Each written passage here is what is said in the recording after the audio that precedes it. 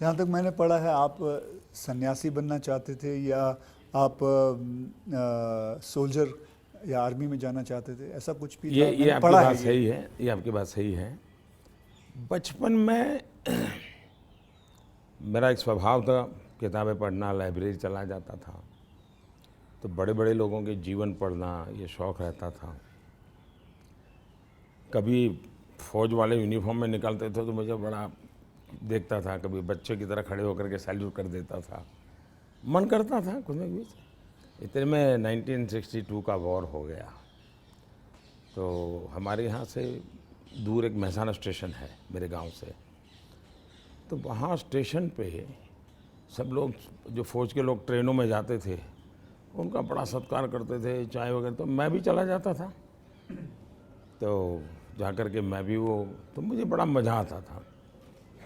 तो मन पे हो गया कि हाँ, ये देश के लिए जीने मरने वाला रास्ता है, तो कभी उस दिशा में सोचता था। इतने में एक बार मैंने कहीं पढ़ा कि गुजरात में कोई सैनिक स्कूल है, उसमें आप दाखिल हो सकते हैं। तो हमने हमारे उस समय शायद 1 रुपया 2 रुपये से उसका सारा जानकारी मंगवाते थे। अब हमें तो अंग्रेजी आती नहीं थी, तो हमारे मोहल्ले में एक स्कूल के प्रिंसिपल मिस्टर रास विहारी मणियार करके रहते थे, तो मैं उनके पास चला गया। मुझे कभी बड़े व्यक्ति से मिलने से कभी संकोच नहीं होता था, तो ऐसे ही फिर चला गया मैं बाहर।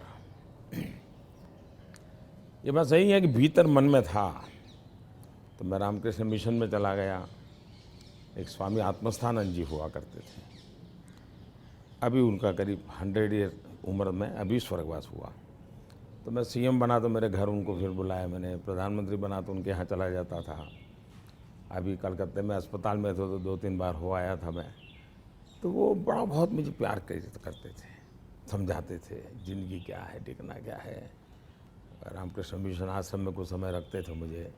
विवेकानंद जी जिस कमरे में रहते थे उसमें मुझे घंटों तक बैठने के लिए मौका देते थे।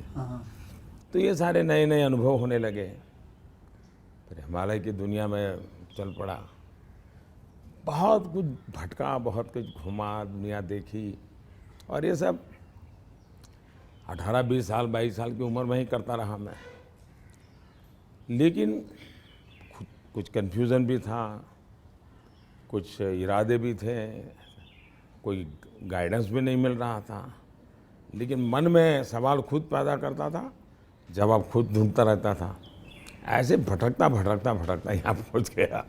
तो आपकी लाइफ को मैं अभी आपकी बात मैं सुन रहा हूँ, तो मुझे लगता है अगर आप प्रधानमंत्री नहीं होते तो जिस हिसाब से आप बता रहे हो तो सन्यासी ज़्यादा लगते थे, मतलब सन्यासी बन जाते थे अगर आप।